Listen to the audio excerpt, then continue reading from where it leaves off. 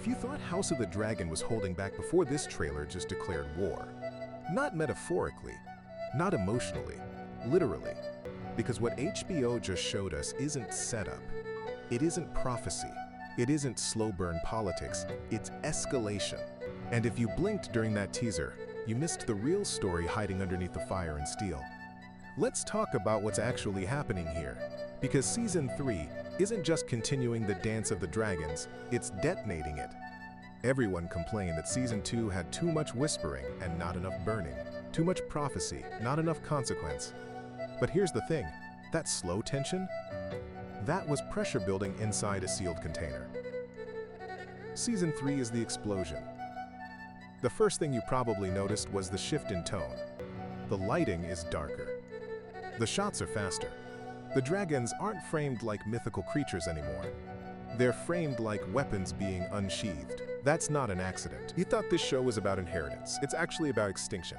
Look at Rhaenyra in the trailer. She isn't grieving anymore. She isn't negotiating. She's not the hesitant ruler trying to prove legitimacy. She looks resolved. And that's terrifying. Because of the moment Rhaenyra stops trying to justify her claim and starts believing she is destiny, that's when war stops being political and becomes personal. But here's what most people missed. The trailer subtly mirrors Viserys in multiple shots. The framing, the throne angles, the isolation in the room. Why does that matter? Because the show keeps asking the same question over and over. Does power change people, or does it reveal them? Viserys tried to hold the realm together with patience. Rhaenyra is about to try with fire. And history in this universe doesn't reward mercy. Now let's talk about the Greens. Aegon 2 in the teaser doesn't look confident, he looks cornered. That slight hesitation before battle shots? That matters. Because unlike Rhaenyra, Aegon never wanted the crown. He inherited a war. And that psychological difference changes everything. You thought Aegon was the villain. But what if he's just the man standing in front of a tidal wave? The trailer hints heavily at the Battle of the Gullet. Ships burning, dragons diving over water, chaos in the sky. That battle isn't just spectacle. It's a turning point. Because once dragon fights dragon in open daylight, the illusion shatters. Dragons stop being symbols of divine rule. They become instruments of mutual destruction. And here's where it gets insane. Every time dragons fight each other in this story, House Targaryen loses more than soldiers. They lose the myth. The teaser shows multiple dragons in motion. But notice how they're filmed. Fast cuts, smoke, impact. There are no majestic slow-motion glory shots like in Season 1. The magic is fading. You thought dragons guaranteed victory. But dragons are actually accelerating collapse. Now let's zoom in on something subtle. There's a blink-and-you-miss-it shot of the Valyrian fleet under siege. That's not just a battle tease, that's economic warfare. The Valyrians control the sea, control trade, control supply lines. If they fall or weaken, Rhaenyra's claim weakens structurally, not emotionally. And the trailer quietly suggests that the war won't just be won with fire, it'll be won by whoever can outlast the other financially and strategically. Wait, did you notice how few small folk are shown cheering? Because that's the real bomb hiding under all this dragon fire. Civil wars aren't won by bloodlines, they're won by stability. And if both sides burn the realm in pursuit of legitimacy, who exactly is left to rule? Here's the deeper theory. Season 3 isn't about who wins the throne. It's about how the throne destroys both sides so completely that winning becomes meaningless. The trailer emphasizes smoke, ruin, and collapsed halls. That visual language is deliberate. This is the beginning of the end of Targaryen dominance. You thought the dance was about siblings fighting. It's actually about a dynasty committing slow suicide. Now let's talk about Alicent. Her expressions in the teaser aren't triumphant. They're exhausted. Alicent started this believing she was protecting her children, but protection turned into escalation. And escalation turned into a blood cycle that can't be undone. Here's a mind-blowing connection most viewers overlook. Every major decision in this story stems from fear of losing legacy. Viserys feared instability. Otto feared displacement. Alicent feared irrelevance. Rhaenyra feared erasure.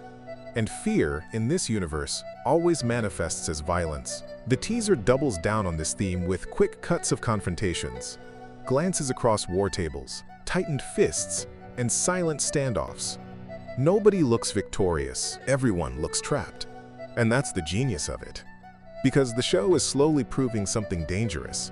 The Iron Throne doesn't corrupt rulers, it consumes them. Now let's zoom out. HBO also dropped A Knight of the Seven Kingdoms this year. A grounded, knightly story about honor and small-scale conflict. Why release both in the same era? Contrast. One show says here's what chivalry looks like. The other says here's what power looks like. And Season 3 of House of the Dragon is clearly choosing chaos over code. But here's where it gets even darker. The trailer hints at younger characters being drawn into the war. Heirs, children, next-generation claimants. That's not background noise. That's escalation. Because once the next generation picks up swords and mounts dragons, the war becomes generational trauma. You thought this would be a contained civil war, but the trailer is screaming something else. This is a blood feud that will echo for decades. And remember something crucial from Fire and Blood lore. The dance doesn't end with triumph. It ends with loss. Dragons die. Heirs die. The line fractures. The trailer subtly foreshadows this with its muted color palette and constant smoke. It doesn't look like victory. It looks like an aftermath. Even in battle shots, there's no clean framing. It's messy, chaotic, blinding, like history collapsing in real time. Let's talk dragon choreography for a second. The aerial combat in the teaser feels desperate. Fast lunges, reckless dives. That's intentional storytelling. Because when dragons fight each other, it's not graceful. It's catastrophic. And every dragon lost is irreplaceable. You thought the dance was peak Targaryen power. It's actually the beginning of their extinction arc. Now think about this. The original Game of Thrones begins in a world where dragons are myths. House of the Dragon is showing us why. Season 3 might be the season where that extinction becomes inevitable. The tragedy isn't who sits the throne. It's that no matter who wins, the dragons lose. And once the dragons are gone, the myth of divine Targaryen rule dies with them. That's the real civil war. Faith versus fear. Myth versus mortality. Power versus survival. And if the trailer is anything to go by, Season 3 won't pick a hero. It'll pick a cost. Because here's the brutal truth hiding under all this fire. Every character thinks they're saving their house, but they're all accelerating its collapse. And that's what makes this teaser so dangerous. It isn't promising victory. It's a promising consequence. So when you rewatch that trailer, don't just look at the dragon dives and the battle flashes. Look at the eyes, look at the hesitation. Look at the smoke lingering longer than the flame. Because House of the Dragon Season 3 isn't building toward glory. It's building toward irreversible damage. And when the dust finally settles, the throne might still be standing, but the dynasty that built it won't be the same. Maybe that's the point. Maybe the Dance of the Dragons was never about choosing a side. Maybe it was about proving that when a house fights itself, the only true winner is history.